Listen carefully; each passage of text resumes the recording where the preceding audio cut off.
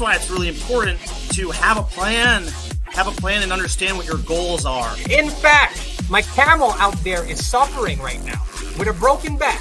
So I actually found Pepe when it was only a couple of hours old, and I'm like, oh, this is a funny meme. Oh my god. Yo! Who is this degen? The old man is swing trading over years at a time.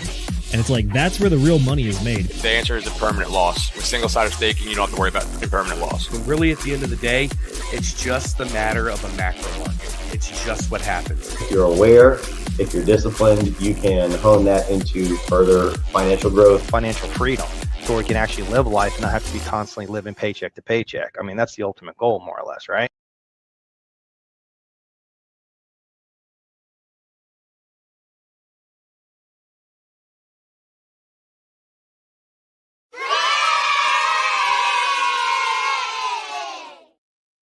Good evening, ladies, gentlemen, and D-gentlemen of all ages. Welcome back to another Sunday news show here at the Degen Roundtable. I'm going to be your host and the man running it solo tonight, Zenith. I am very, very excited to be with you all. We got some interesting stories tonight, but most of it is going to be revolving around the government shutdown and all the implications it affects, and also what are the markets doing about it. We're going to be breaking down all of that and more tonight. Again, yes, I am Zenith, your host. I'm a bit of a government and legal analyst here at the Degen Roundtable. So if there's ever a week for this, now is the week. So with that being said, I do want to give you guys a little peek behind the curtains, if you will, though, which is that solo shows, it's just going to be me talking. So if you guys want to talk with me, please put anything, any ideas, comments, chats that you have right there in the live chat, and we can see all of it, which, by the way, I do want to give a special shout out to the folks that are already in here making this an excellent show right from the get-go. Excuse me. There we go. Let's get it out of the way. All right. Up first, Mr. Slide 180 coming in here with a cheers. Cheers to you, good sir. I got the old silver bullet, the classic Uncle Z favorite, if you will. So that's what I'm having on a beautiful Sunday evening, which, by the way, I hope you guys are having a good one as well. Speaking of which, Funkmaster Hex, he says, ladies and gentlemen, good evening with the cheers as always. Cheers to you, sir. Oh, gosh. Good, sir. I butcher your name every time, and I apologize. But Orez Zero Vidigen coming in here with the fire emojis. Love it. Love it. Good buddy of ours, Moonmutt, saying good evening, Degens, and a man that is currently traveling right now, meeting all kinds of folks. I think he's actually hanging out with some good Hexicans out there right now. Mr. Will Stevenson of the Degen Roundtable, one of our very own. He says, like that smash button. So there you go. Also gives me a little pep talk here, saying Z is the man. Much appreciated, good sir. Hexglen coming in here, evening Z and all. Good to see all you guys in here as well. And we even got Brandon. He says, yo, go Patriots. Is it week 1 of the NFL? Is that what's going on? Let's see. Brendan, I appreciate it. He says, looking fresh. Yes. We finally got the haircut. So, and gosh, we also trimmed down the beard pretty good. But definitely take some style advice from Will out there, talking about like the beard and doing the nice line going down or whatever. All right, let's see what we got. Brandon, he mentions it, so we'll pull up and see what he's doing. Week 5 of 18. Oh gosh, I'm behind the times. We got Patriots at the Bills tonight, 6:20 p.m. Hear me out. I have suffered through the Patriots long enough for probably multiple lifetimes at this point. So, I'm okay if they or just have a 500 season. That's fine by me. Bills Mafia, though, they're a fun crowd to hang out with. So I always like cheering for the Bills whenever they are around. Outside of that, any other, let's see, week 5 schedule.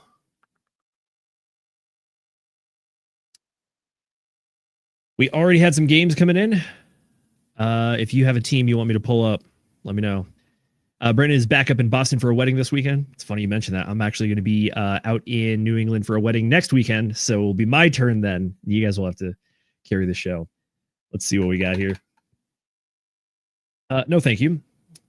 49ers and Rams. LA Rams taking a loss on that one. Texans, Dolphins losing to the Panthers. Ooh, Colts, my old team back when Peyton Manning was playing for them. Big Peyton Manning fan, and then I am from Colorado. So when he got traded to the Broncos, we were living large there for a while. Broncos, beating the Birds. Let's go. Cowboys, beating the 0-5 Jets. RIP to any Jets fans out there. Sorry, guys. But yep, Patriots, Bills coming up next. Commanders and Chargers, Lions, Bengals, Seahawks. Ooh, Seahawks losing to the Buccaneers. Interesting. And a tight game with the Titans and Cardinals.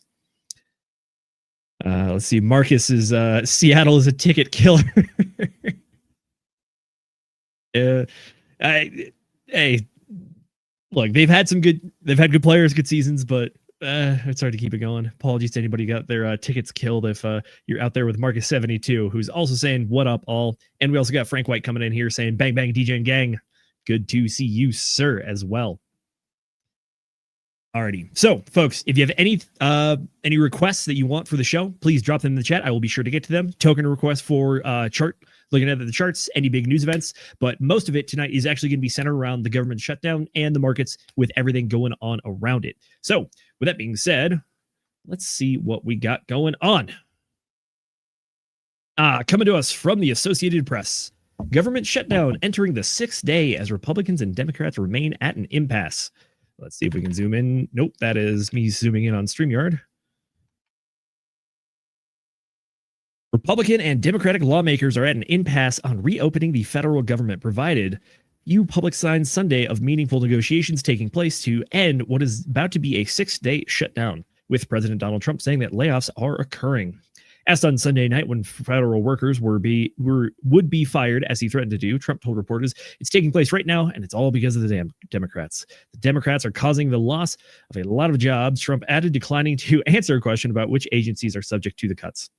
Possibility of layoffs would escalate as an already tense situation in Washington. Lawmakers have struggled to find common ground and build mutual trust. Leaders in both parties and the betting that public sentiment has swung their way, putting pressures on other sides to cave. Democrats are insisting on renewing subsidies to gather healthcare insurance costs for millions of households, while Trump wants to preserve the existing spending levels as he believes that Democrats will have to cave because of the jobs and federal projects being put at risk. Alrighty. Bit of an update there. So what we have going on right now is the government on the federal side is currently shut down. Why is that? Well, let's see. A government shutdown occurs when Congress fails to pass an appropriations or funding bill or continuing resolution. Funding bill pretty much funds the government for the next entire year. A continuing resolution is something that we've famously done many, many times in the last 30 years, effectively, where you pretty much say, hey, we're going to keep funding the government at the current levels for like another month until we can actually get that final resolution passed. So right now, we neither have a continuing resolution, nor do we have the actual budget being passed. So what does that mean? Well, it means that the federal government kind of goes into like emergency power mode, if you will. So there's a lot of non-essential employees that are laid off during this time, but there are a lot of essential employees that still do work, namely being lawmakers, critical infrastructure groups, namely like the military, the IRS, that kind of stuff, people that actually like, kind of more of the operator side of the house, but stuff like public parks and the less essential roles inside of agencies that are more of like support roles, those get put on furlough, effectively like, hey, don't work. When we get the government back up, we will effectively back pay you for any time that you missed. So that is what that is. Why are we having it this time?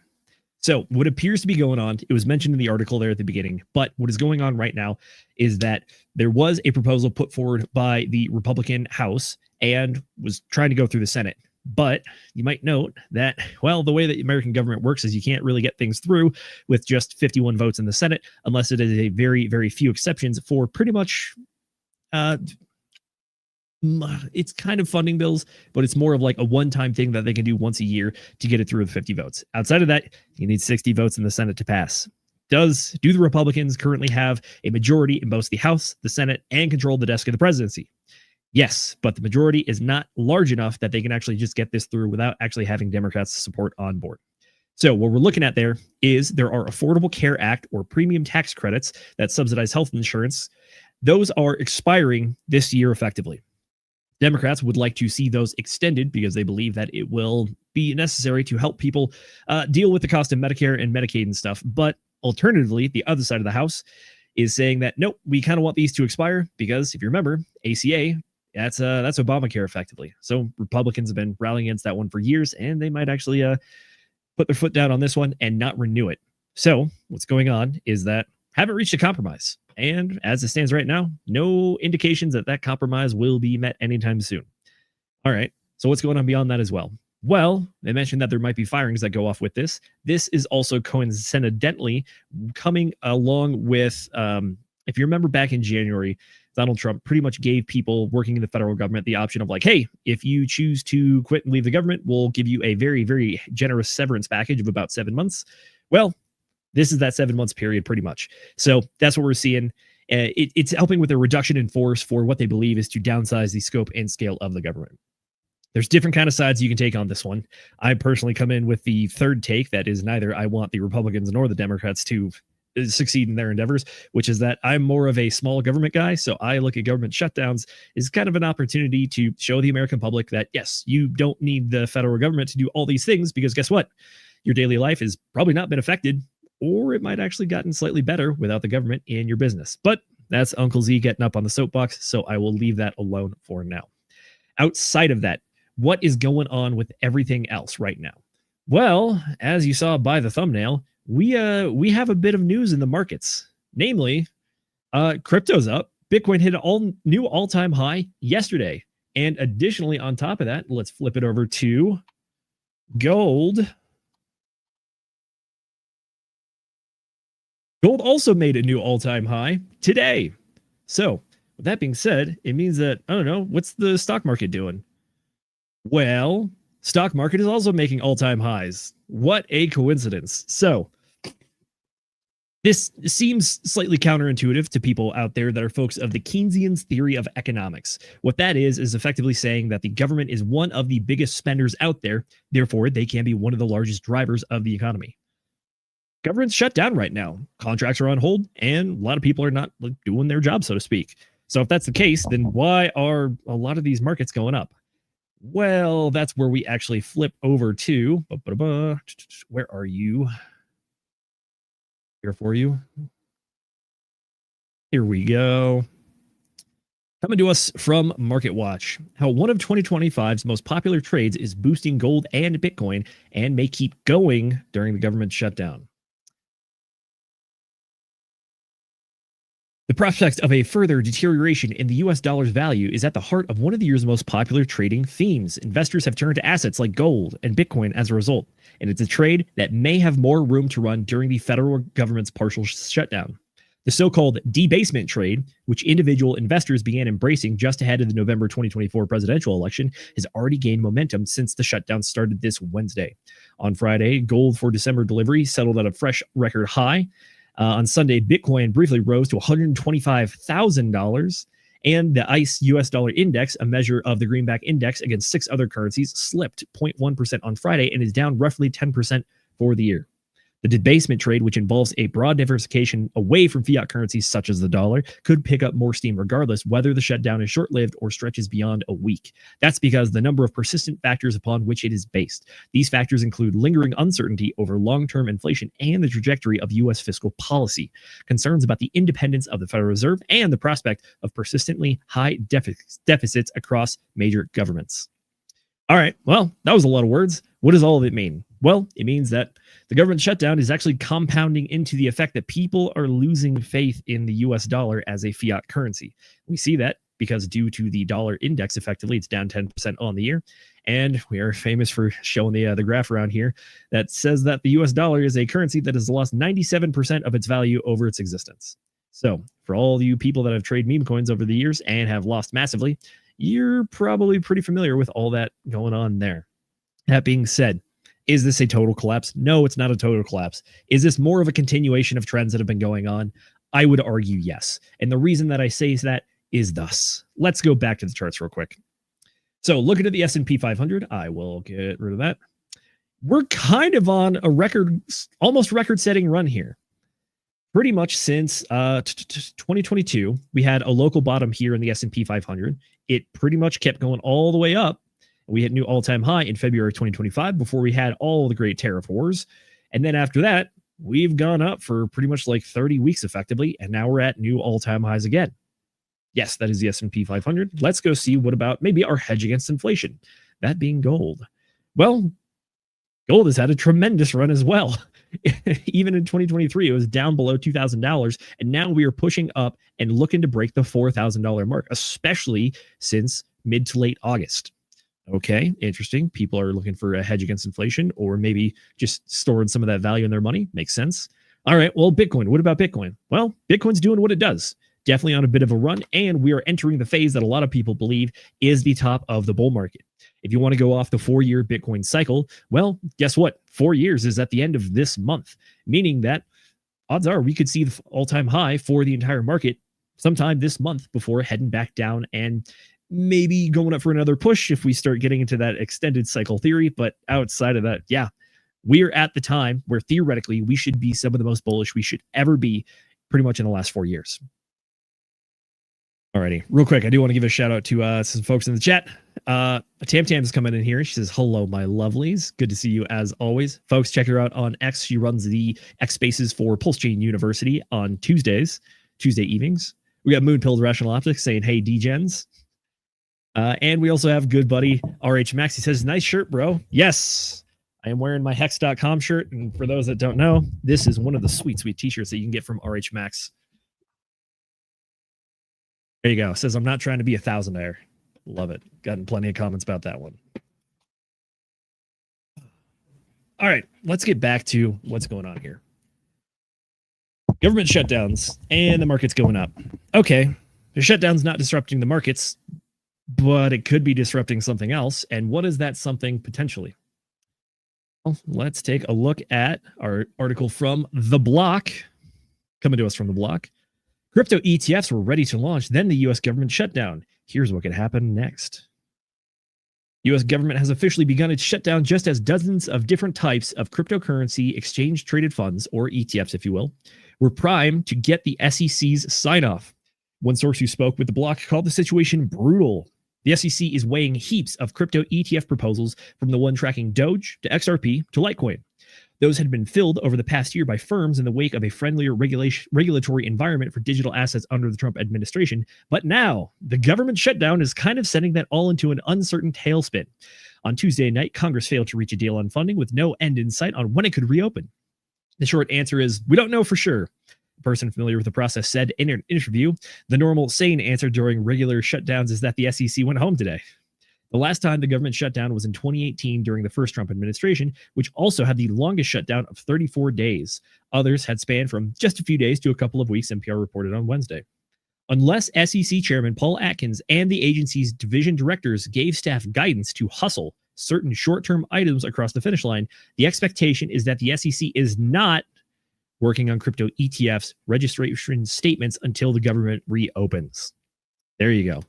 So the shorter answer is, well, if the government's not working, it means that any paperwork that they had in their hands is no longer getting moved. And namely, in this case, that is more ETFs that have been filed pretty much the entirety of the year. They are stuck wherever they're at. So with that being said, we kind of just have 4 big ones that are on the open market right now. Obviously, Bitcoin passed in January of 2024, Ethereum passed in June of 2024, and then we had both Solana and a Doge ETF get passed pretty much in the last 30 days.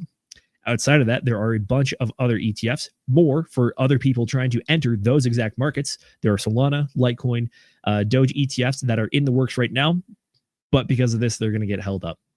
So as a result, that means new stuff is not coming to the market. So any existing stuff in the market kind of is a bit of a winner with regards to the fact that there's no new competition entering in the space where they might have been expecting more competition in the recent area.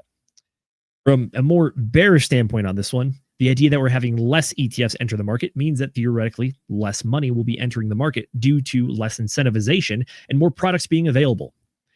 This is a news story that we've been covering here for a long time, which is that the ETFs are one of the major drivers of adoption this cycle. We saw it with Bitcoin ETF back in 2024, and we've seen it with the Ethereum ETF in 2025 especially. The ETFs have been massively, massively successful when it comes to making money for traditional finance. So why not keep the party going and get more of them?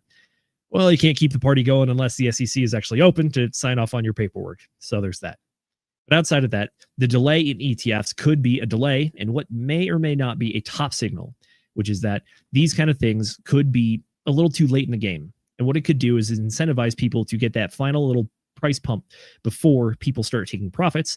And with people entering the market through these mechanisms, it would actually provide a decent amount of exit liquidity for people looking to secure some profits or take some gains for the cycle. So with that being said, the summary, yeah, government's shut down. So is the SEC. ETFs aren't going to be coming out until the government gets back open. So could delay the cycle, could delay a top signal, could delay more money coming in. But as it stands right now, the data is showing that the rest of the market is actually doing pretty swimmingly. By the way, let's take a look at some of the data for the markets as well. Let's head on over. No, I don't need the NFL games going on. I need CoinGlass. For the folks at home, CoinGlass is a website and on-chain data analytics tool that we like to use here at the DGen Roundtable. It's one of mine especially favorite because you get cool stuff like you can see how much the market's got liquidated, or you can come check how the ETFs are doing. And that's exactly what we're doing here. So let's look at Bitcoin. Wow, that is a pretty strong looking inflow for Bitcoin. And yeah, all of that's coming during the government shutdown.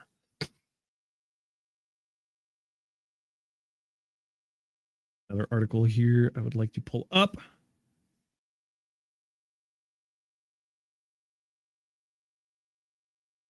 All right, so what are we looking at on this graph? Well, what we're looking at is we are looking at final day of trading on the market.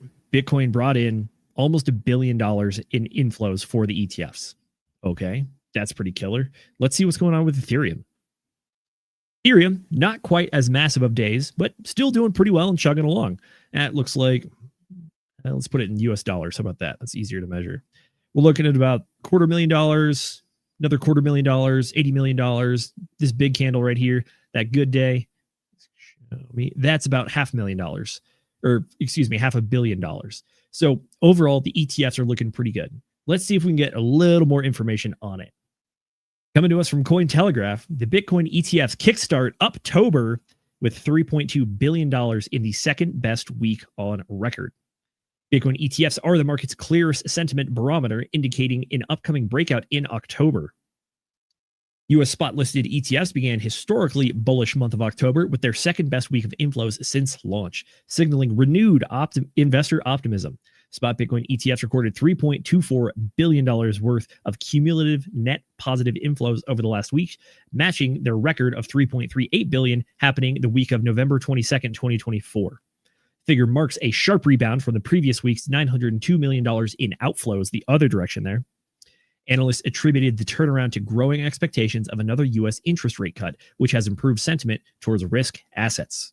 Growing expectations of another U.S. interest rate cut triggered in a shift in sentiment, attracting renewed investor demand for Bitcoin ETFs, bringing 4-week inflows to nearly $4 billion. At the current rates, Q4 could retire over 100,000 Bitcoin from circulation, more than double its new issuance. ETF absorption is accelerating while long-term holder distribution eases, helping Bitcoin build a stronger base near key tech support levels, he added. Alrighty, so what does that mean? Well, it means people are buying. And when there are more buyers in the market than sellers, price goes up. A little thing that they added here at the end is showing that, which is that the markets are made by liquidity. And the liquidity is the amount of Bitcoin that's available on the market, or crypto, whatever asset you want to talk about. When you have more buyers than sellers, what happens is that pool of liquidity becomes smaller and smaller. As you get those smaller pools, that allows price to move up quicker and faster. So you could reach what are arguably those euphoric levels when it comes to the crypto markets that we're kind of expecting for the bull market, or this part of the bull market where we're at.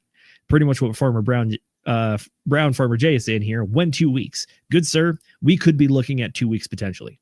It's not crazy to think that the all-time high for this market could be literally in 2 weeks. Obviously, this is the joke about in crypto, everything is 2 more weeks, but we're here, man. Like, it's been a long journey. We've been streaming for, like coming up on 3 years now, back when we were in the middle of the bear market and Bitcoin was sub $25,000. And now we're looking at $125,000. It's definitely a wild time for sure.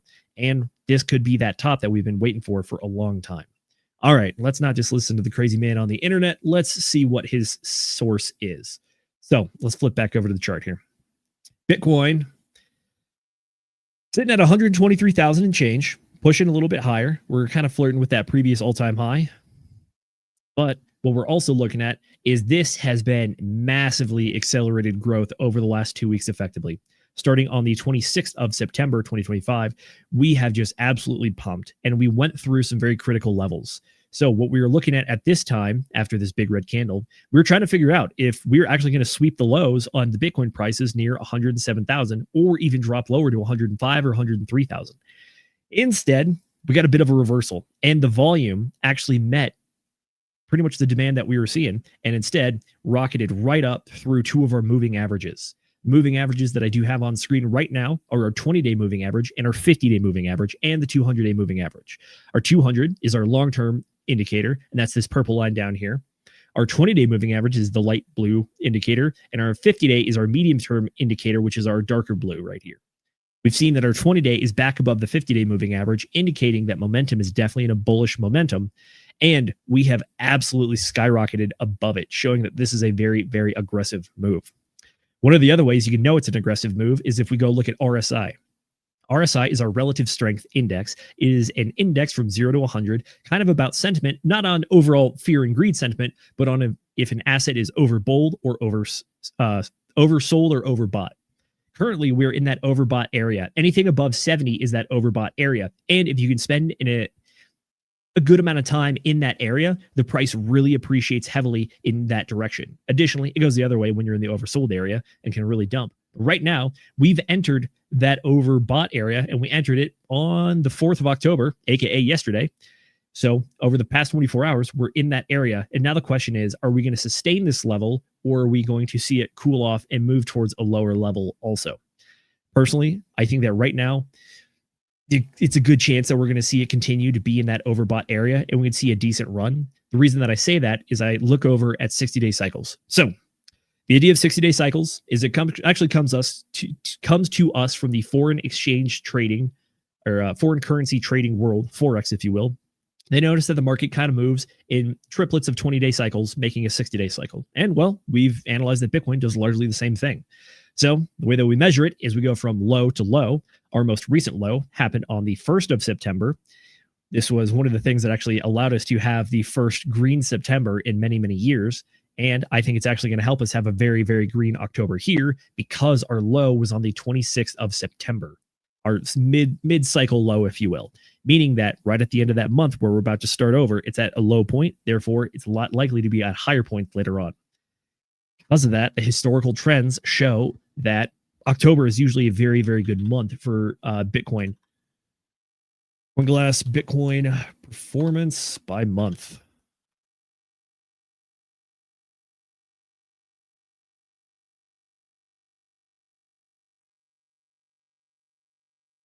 All right, October, our column right here.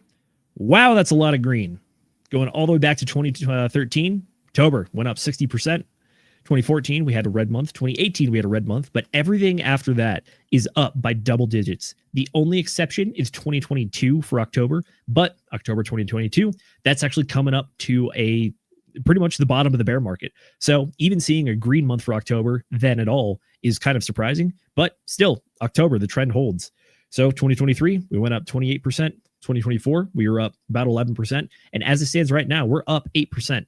So odds are, if I was a betting man, which I am only sometimes, but the betting man would say that's probably going to increase to somewhere in the double digits to reflect very similar trends that we've seen over the rest of the previous markets. Back to the 60-day cycle to finish the thought. Okay, so if we're using the 60-day cycle as somewhat of a predictive tool about where we can expect highs and lows, right now we're on day 35 of the cycle. Well, it's not called 60-day cycles for nothing, meaning that on average, your cycle low is going to happen somewhere around day 60. Now, we can talk about left and translated cycles. If you have a left translated cycle, aka something shorter than 60 days, the trend shows that you typically have your high point somewhere less than day 30. If you have a right translated cycle where it goes farther, the trend shows that you have your high point after day 30. Well, we're after day 30 and we're on day 35 now. So the question is, how far into the cycle do we get that high? There's a very realistic scenario that this is the high for the entire cycle at $125,000 right there. I personally don't think that it is, but the reason that I say that is because we have a lot of juice left to go and we still have a lot of energy in the tank, so to speak. I think that what we're likely to see is that we're likely to see probably another cycle high develop, and we can actually see it start pushing towards these upper levels, because we're already in price discovery. There's really nowhere left to go from here unless you start looking at Fibonacci levels.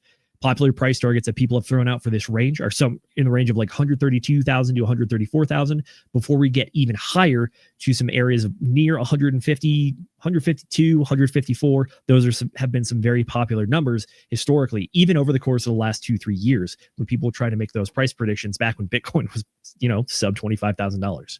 So that's what I'm looking out for.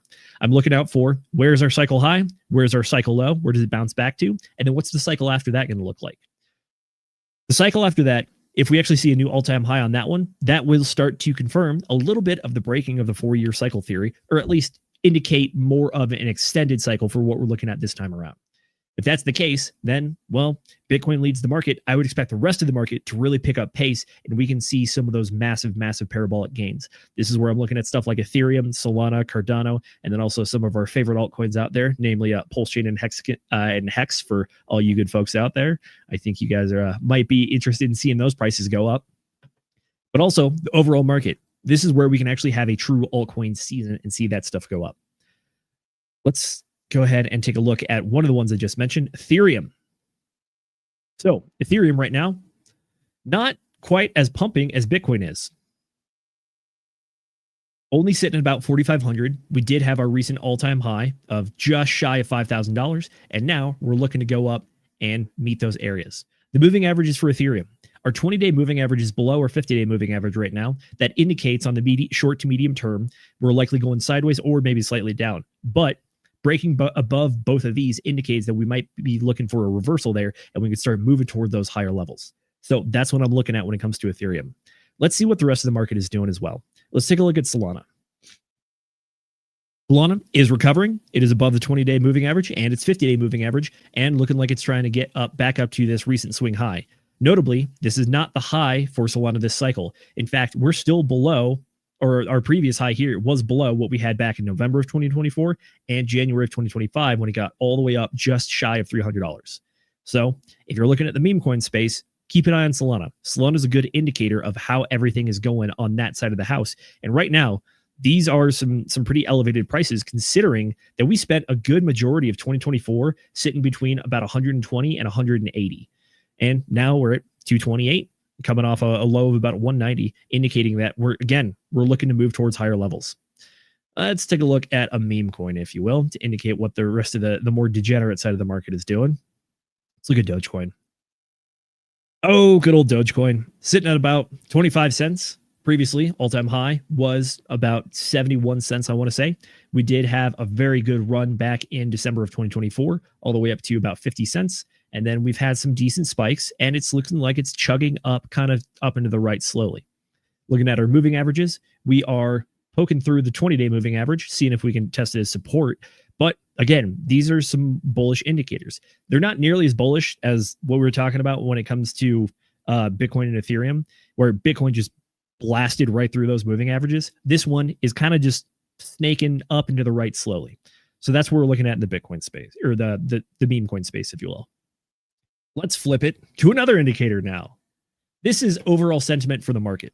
This is our crypto fear and greed index. Currently, we're sitting at 71. Notably, if we go down to our historical chart, 2 weeks ago, we were at 28. 50 is our midpoint. So anything below 40 is effectively in that fear side. Anything above 60 is in the greed side. Anything above 70 is definitely in the greed. We're not at extreme greed, but we're very high into it. We had a local high yesterday at 74 when we made that new all-time high.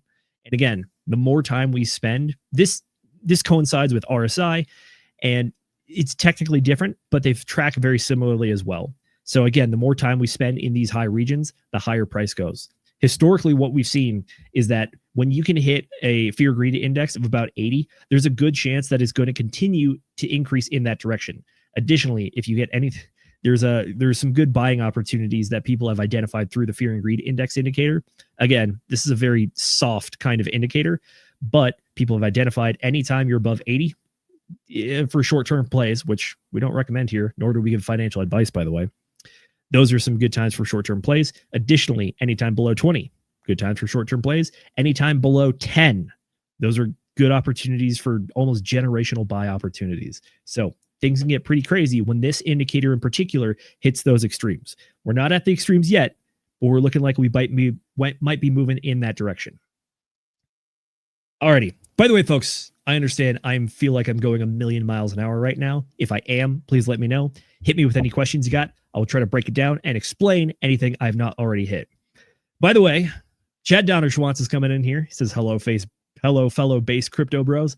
It's good to see you, my man. I hope you're having an excellent end of your week, start of a new one. And Farmer Jay saying, so sell in 2 weeks. Financial advice. We're going to have to take a look at some of our other indicators to see if that's true. But I'm just letting you know, it is definitely inside of the realm of possibility that all-time highs could be pretty much in the next 2 weeks. All right, let's take a look. So we've talked about the markets. We've talked about ETFs, Bitcoin ETF in particular. Let's go ahead and look at another one of our ETH indicators that we like to look at. The Ethereum Strategic Reserve. What a beautiful site. Most importantly, this one right here. This is a beautiful site. Pulse Chain SAC. That is still number 5 in the space, baby. The Pulse Chain SAC still has the 5th most Ethereum out of the entire market. All right, well, let's see what's going on in the market. Last 30 days, Bitmine Immersion Tech, they're up 42% on their holdings. All right, September 27th, they made another purchase of about 1 billion Ethereum. Since then, nothing. Okay, well, let's see if anyone else is making purchases. September 27th for Sharplink Gaming, number 2. Nothing since then. And, well, let's see. Maybe the Ether machine has something for us. October 5th. Oh, okay. Today. Just super casual $6 million going into Ethereum. So what we're seeing here is what I think is largely being reflected with the price performance between Bitcoin and Ethereum. Right now, we're at the point in the market where people are looking at Ethereum and other large cap coins to really start outperforming Bitcoin. But over the last 2 weeks, Bitcoin, once again, is outperforming the rest of the market. My answer, I think the data here shows that much, which is that previously, for like the last 2-3 months effectively, Ethereum has been ripping. And the reason that I say that is because Ethereum, there's been a bit of an arms race when it comes to Ethereum. We see some of these companies here like Bitmine, Sharplink, and the Ether machine. They've actually put out some very public targets about they want to acquire a certain amount of the Ethereum supply overall and just stake it. They're pretty much looking at what Michael Saylor did with Bitcoin, and they're trying to really double down on it and become the Michael Saylor of the Ethereum space. And that's why we have the arms race going on. What we see now is that over the last 2 weeks, pretty much since September 27th, we haven't seen a whole lot of intake on the Ethereum side, but we have seen a lot of intake when it comes to the Bitcoin side of the house. As a result of that, the Bitcoin price has been pumping harder. Traditional finance is one of those spaces where they have enough money to actually move the market in certain levels, as we've seen throughout this entire 4-year cycle, and we're seeing that exact case happen right in front of our eyes. So that is what we got going on there. Alrighty. As always, folks, comments and questions in the chat, or I might just keep going and look at some of the other news stories we got going. A couple of fun ones here for you. Shout out to the NFT guys. I know they've had an especially hard time recently, but they got some good news. Recently, court rules that the Bored Ape Yacht Club NFTs are not securities. There you go, folks. The NFTs are not securities. The reason that they got this is they said it does not meet the Howey test for securities. Those of you that have been familiar with the work we've been doing here at the channel and all the different court cases we've been following, the Howey test is something you've heard us talk about ad nauseum. That is one of the ways that the old SEC was trying to shoehorn crypto into those when it really didn't fit. But they did get a win here. So let's take a peek. The ruling concluded plaintiffs failed to show a common enterprise or reasonable expectation of profits tied to Yuga Labs' efforts. Yuga Labs are the people that made the NFTs, but what they're specifically talking about here is that just because you purchase an NFT does not mean you're entering into a common enterprise with someone, nor do you have a reasonable expectation of profits tied to that person's efforts. What you're really doing is you're buying effectively a commodity or a collectible, and you're hoping that it appreciates in price due to the nature of its own exclusivity, not the fact that anyone else out there is doing work on your behalf. That's pretty much what it comes down to with the NFT speculation. And we get that decision coming to us actually from a court in California, which is very interesting because that part of the country has actually not been very active in the crypto legislation going on. But it's good to see that these wins are starting to pop up in more and more sporadic places across the country. Just keep in mind, there's different levels to the court system. Right now, we're looking at circuit courts as opposed to going all the way to like the Supreme Court or something. So the more circuit courts that you can get that actually have similar rulings, also in favor of crypto, it can really build on each other and really build the case. But let's keep going here. The court emphasized that the NFTs were marked as collectibles and membership perks. Sales occurred through third-party marketplaces, also a big factor there. They are not the team selling it. The marketplaces are selling it. And creator royalties and decentralized distribution diminished any issuer-dependent profit expectation. This decision narrows the scope of the securities laws for NFTs and could limit similar investor claims against creditors and marketplaces. All right, let's do a little translation. What does it mean? Well, it means that, again, the trend is going in a certain direction. And what this does is it actually gives less credit when people are saying, oh no, so-and-so scammed me because I bought this thing and price went down. It's like, okay, why did you buy it? Did you have an expectation of profits based on the work that they're doing? Or are you merely speculating and losing, and now you're trying to recoup losses through a lawsuit? There it is. Not going to allow that. It's not going to have as much hold in the court of law or in the court of public opinion, even for that matter.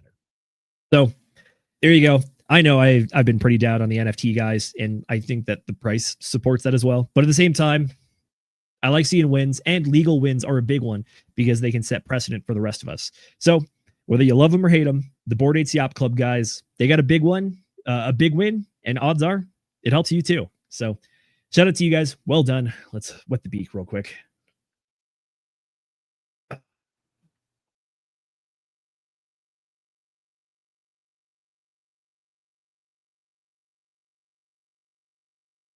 I got another fun one here for you. So, Bitcoin on TV. How shows like South Park influence crypto. South Park is back to roasting crypto in its recent episode, but digital assets like Bitcoin have been a pop culture punchline for a long time. South Park extended its running gag on cryptocurrency in a recent episode, taking aim at prediction markets, trading apps, U.S. regulators, and politicians tied to the industry. Now in its 27th season, shout out to those guys, by the way. That's a long way to go. The animated series has built its reputation on unhinged satire of global events. Crypto has repeatedly taken some events. Not everyone enjoys being lampooned on TV shows. The White House recently condemned its depiction of President Donald Trump in relationship with Satan, but early crypto references were often embraced within the industry as proof of mainstream recognition. That's what this one is really about. So for the folks that are unfamiliar with the show South Park, it is a raunchy adult comedy where they do just take the piss out of anybody and everybody pretty much. And crypto has definitely drawn their ire over the years as well. Okay, is that necessarily a bad thing? Not particularly. You can definitely use it, comedy, as a tool to be the blunted sword that can make a point without drawing blood about, look, these guys are doing a crypto thing and some people are doing stupid things with it. So it's like, yes, you can point out the absurdity as a way to show some of the current downsides that crypto has. But at the same time, overall adoption and awareness is really the key thing that this article is pointing out. The fact that you're getting recognized by mainstream shows like South Park, which has been on TV for 27 seasons, which is no small feat, by the way, it just shows that more and more people are paying attention to it because know that their audience actually has been primed enough to be able to receive a Bitcoin joke and laugh at it. So it's just that level of awareness and that level of mind real estate, if you will, that crypto's taken up. So I wanted to bring that one up here. And by the way, got some funny little bits for you. I know we just covered the NFT guys giving them a win, but unfortunately South Park did take the piss out of those guys. So here we go. There you go. In the dystopian future that South Park is giving us, where Denny's and Applebee's have combined forces. Clearly NFTs is the play there. That's a good one.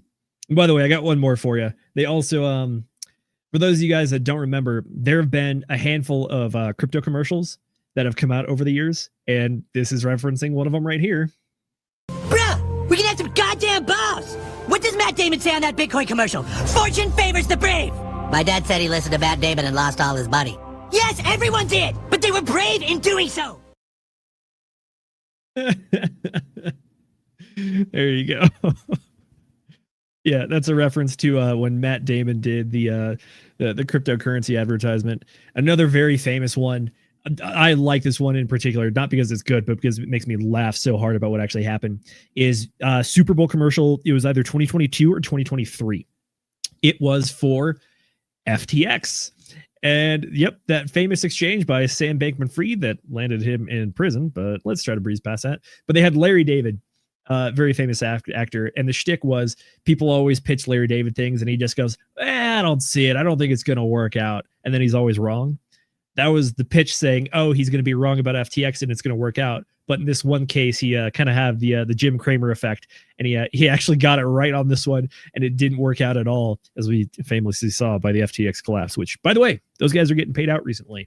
So shout out to anybody that was affected by that. You should be on your way to being made whole. I apologize. That was a rough one you had to go through, but things are coming out for you there. There you go. Outside of that, it's all just in good fun.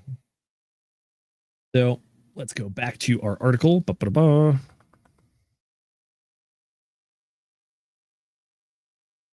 Bitcoin is the future as NFTs become diseases in South Park. South Park season 27, episode 5 is centered around prediction markets. It features a parody of Fox News reporting on Kalshi and Polymarket bets. We like those guys. They help us see what the market thinks is going to happen for Federal Reserve decisions. This time they had a bet that will President Trump and Satan's baby be a boy or girl? Very funny. Previous episodes featuring Bitcoin include the 2021 post-COVID special aired now on November 25th, where it's a mainstream currency but also a Ponzi scheme. We also have other shows that have been doing explanations of blockchain. Simpsons and Big Bang Theory got in on it. And yep, Fortune did not favor Matt Damon's Crypto.com ad, as we saw referenced by the South Park episode there. Hollywood actor Matt Damon starred in Crypto.com's October 21st commercial at the height of Bitcoin's bull run, just a few weeks before the asset reached a then price record. History is filled with almost, Damon declared, with those who almost adventure, with those who almost achieved, but ultimately for them, it proved to be too much. He then pointed to explorers and innovators as examples of human progress before concluding, they calm their minds and steel their nerves with 4 simple words that have been whispered by the intrepid since the time of the Romans. Fortune favors the brave. Camera then panned away from Damon toward a cosmic backdrop with the Crypto.com logo. End of commercial. Within weeks, Bitcoin hit the all-time high of 69,000, but following the year notorious misfortune, the Terra collapse, cascading bankruptcies, the FTX collapse as well, and a brutal bear market. There you go. The Super Bowl takeover. Here's what I think they have it here. Yep. The Larry David FTX commercial. Don't be like Larry. Shout out to Larry for raising those red flags about FTX back in 2022. What a guy. Yep. Elon Musk also had Dogecoin hustle on SNL.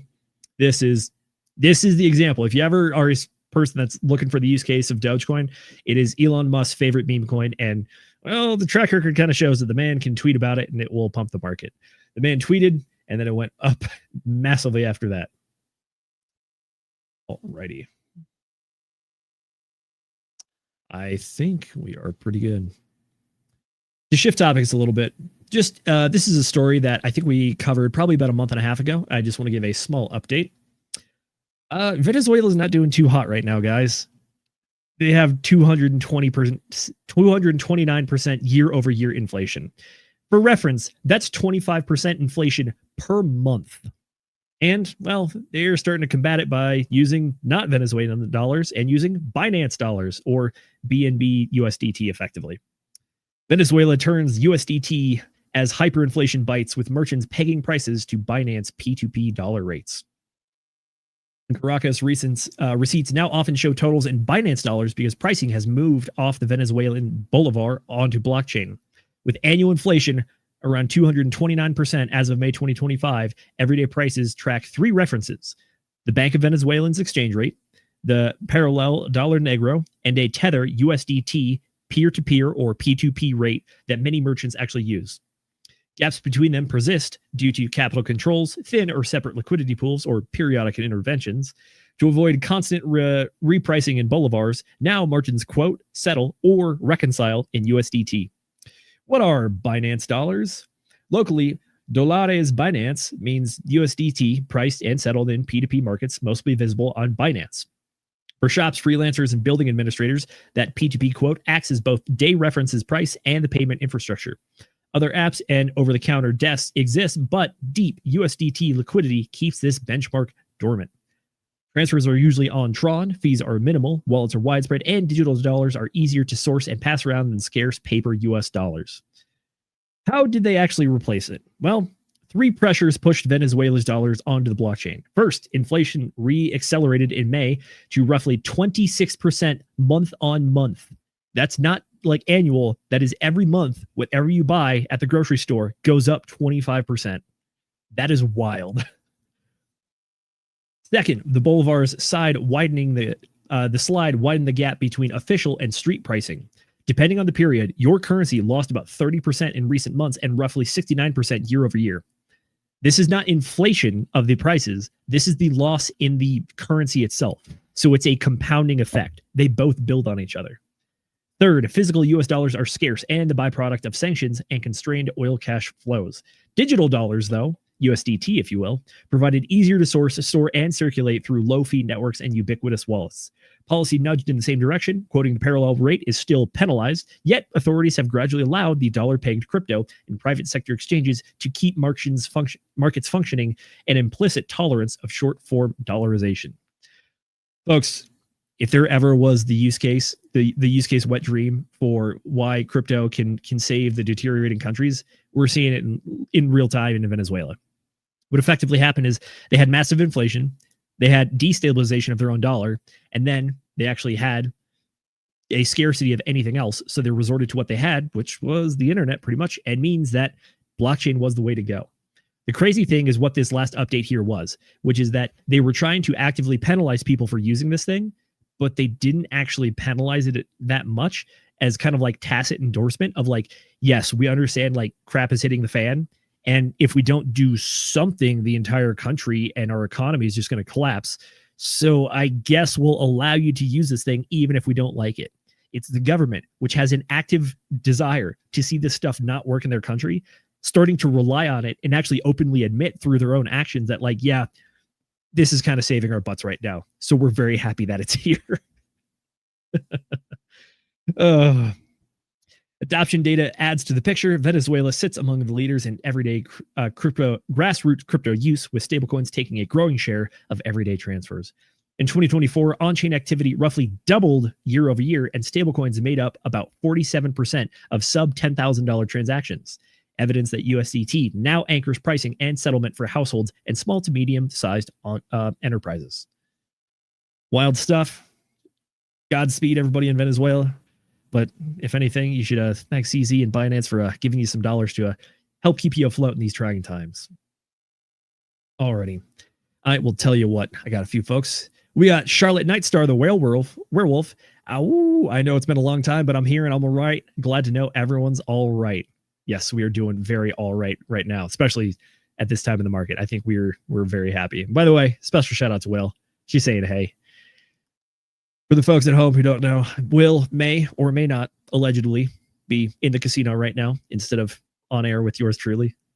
I say that in jest, but I told him to go have fun with the other Hexikins. I got the show tonight, so that is why we are running it the way that we are. Instead of that is pretty much the end of what I got here for you. So let's go ahead and do a bit of a recap. Government shutdown. It continues. The longest we had was 34 days. The government shutdown really only affects the federal government, thankfully, due to the stratification or layers of government that we have. So no, your local and state offices are not going to shut down over this. They will feel some effects due to federal grants or money coming in potentially, but there is the implication that after 30 days, it can actually start to affect your state governments. So that is something to keep in mind as we continue to track this as it goes on. So if we get past 30 days, that's when things can start to get a little more hairy. But keep in mind, with the federal government shut down, not everything is shut down. So shout out to all of our troops out there, all of my good buddies that are out there right now doing the Lord's work, even though they're technically maybe not getting a paycheck. Well, if you're in the Coast Guard, shout out to my homies over there. Godspeed, sir. There are certain things that are shut down. Certain lower level jobs, they have been furloughed. Additionally, other resources like national parks, they are currently shut down because the park rangers that run them are unable to do so. Therefore, the parks are shut down. Outside of that, things to keep a watch out for. You want to look for the negotiations going on between the Democrats and the Republicans. Namely, this time it's over the healthcare amendments to the expiring tax credits that are coming out from when Obamacare was previously passed. So that's the news to really watch out for that on that one. The news that we're not going to see, though, is all the stuff about the ETFs not getting approved when we thought they were going to get approved because, well, the SEC is shut down, and that is not a core or critical function, passing ETFs. Keeping the market secure is a secure function, so they will be doing that. But as it stands right now, don't expect any more ETFs to get passed. Well, with the government shutdown, we are seeing, again, people looking to make money in other areas, whether it's through investing in Bitcoin and gold as kind of a hedge against the US dollar that we saw in our first news story there. But also, we're just seeing that the overall markets are still continuing their ongoing trend of making new all-time highs. Yes, a lot of that has been made up by the Magnificent Seven, if you will. That is the formerly FANG group, which is Facebook, Apple, Microsoft, NVIDIA, Google. So they have expanded to include Tesla as well in there. So a lot of the gains are coming from those 7 companies primarily. So if we can actually see the rest of the market catch up, if you want to see the rest of the market catch up, keep an eye out on the Russell 2000. The Russell 2000 is a collection of pretty much companies 1,000 to 3,000. Meanwhile, the S&P 500 covers the top 500 by market cap. So if you want to see how a lot of smaller cap stuff is doing, check out the Russell 2000. That's a good indicator of that. Additionally, gold, Bitcoin, S&P 500, I imagine that we're going to continue to see higher highs on those guys. And for Bitcoin in particularly, again, this is what I believe is a critical point in the market. The reason that I say that is because we're coming off of the 4-year cycle and looking at it that way.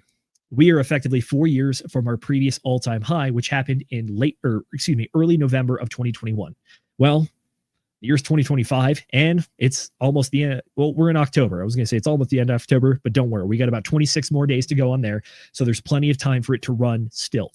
Right now, we're sitting at 123,000. All-time high yesterday, 125,000.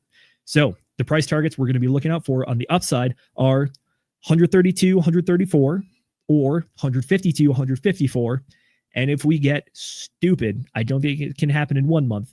Theoretically, it is possible to start looking at about 185. And then if it gets even crazier from there and we start to see an extended cycle, which is that things continue on later into Q4 and potentially even into Q1 of 2026, hear me out. It's not unheard of that we might see over $200,000 Bitcoin or even $240,000 Bitcoin, as Richard Hart predicted probably almost a year ago at this point. So the things to watch out for that. If you want to see the extended cycle start happening, see what the effect of the Federal Reserve is doing with the markets. We just saw the first interest rate cut come pretty much like a week or 2 weeks ago about, and that started to signal a shift in their policy. We did not see quantitative easing. We saw lessening of quantitative tightening, but we did not see quantitative easing. Interest rates being reduced is step 1. Quantitative easing is step 2. So if we can get those, the Federal Reserve is actually in a position right now where they might have the ability to influence the market through an injection in capital. Injecting dollars into the market means more people are going to want to find more safe havens for their economic value, if they will. So they're going to start looking at assets. And yes, crypto is an asset. So it falls into that. That is what we got going on there. Again, I guess final shout out to the Bored Ape Yacht Clubs guys. They got the court win. It's a win for all of us, but it's also a big win for them. So shout out to those guys. And then also keep an eye out for more top signals. The reason I covered the South Park story and seeing crypto in the news is that these kind of things are the soft top signals that we've talked about in the past. It's the idea that when everyone tries to quit their day job and become a realtor, that's when you know that the top is in for the housing market. And similarly here, when all the OnlyFans girls start pimping terrible coins. I mean, we already saw that with Haley Welch, the Hawk2 lady, but that's a different story. When you start seeing people that are not traditionally crypto folks really try to lean into that crypto thing and try to make money off of it somehow, it's kind of an indicator of the top. We've already seen some of the other ones that we've talked about previously, namely Jim Cramer saying that Bitcoin's going to $1 million, or that Jim Cramer, again, is saying that he wants to store wealth in Bitcoin so that his children can have an education in the future. So we are seeing that stuff come in as well. So there you go. Farmer J Brown, good sir, buddy. 2 weeks. It's possible. 2 weeks is possible. So keep your eyes out. Alrighty. Outside of that, that is what we got going on. Folks, thank you so much for joining us tonight. If you like the show, guess what? We stream 3 times a week, and we're going to keep this party going on Wednesday for Whiskey Wednesday. I'm talking with Will and some other folks. We're thinking about doing a Warhammer 40,000 themed Whiskey Wednesday. Warhammer 40K is a science fiction universe that is very, very deep in lore, and they have a cool tabletop game where you can build and paint minis, then roll dice and do the old beer and pretzels, war gaming with your buddies. It's a good bit of fun, by the way. So that's what we got coming up for Wednesday. And then Friday, we are scheduled to be doing the 48 Laws of Power. This one is going to be hosted by our good buddy, Will Stevenson. He's going to be running the show on this one. The vision is we're going to spend about 2 minutes on each law of power. So there you go. 48 times 2. That's about, what is that, 96? So 96 minutes. That's pretty much hour 40 of an entire stream that we're going to be trying to blast through as much as we possibly can. Keep an eye out. We might have to adjust dates on that one, but we want to try to keep these going as well. And then additionally, we're going to be back next Sunday with our flagship news show here at the DGen Roundtable. We're going to be covering everything going on in the crypto markets, the macro markets, and anything that we find interesting. So with that being said, that is what we got going on. I guess I'll give you a little prediction. I predict in the crystal ball. By the way, nothing here is financial advice, but I predict after our analysis of the charts and what's going on in the markets, I think this time next week, we're going to be higher than we were today, which is new all-time highs. I predict that the flows are going to keep coming in for Bitcoin. I think the Ethereum flows should start picking up as people get back to their arms race to become the next Bitcoin or the next Michael Saylor of Ethereum. And outside of that, if we also see an increase in Bitcoin, which leads the market, Ethereum, which houses a lot of ERC20 tokens, and the continuation of Solana, which is the meme coin central, there's a good chance we can actually see our alt season indicator spike up to an altcoin season, maybe a small one, but it's possible. So that's what I'm looking out for the next week. Outside of that, again, folks, thank you so much for joining us. Charlotte Nightstar getting in here before we get out of here. She says, good nighty, folks. Love you all. Keep being as amazing as you are. Thank you very much. I hope you have an excellent week yourself, Charlotte. But yes, it is that time to do the thing. So, folks, thank you so much for joining us here tonight. As our own Agent J often says, we know that time is your most valuable asset, and we want to thank you each and every time you spend it here with us. So thank you so much for that. Outside of that, you have been watching the DGen Roundtable, but more importantly, it is time to get out of here. So Mr. Producer, that's me tonight. Go ahead and get that trigger finger ready because it's time to remind all the folks at home to DGen responsibly.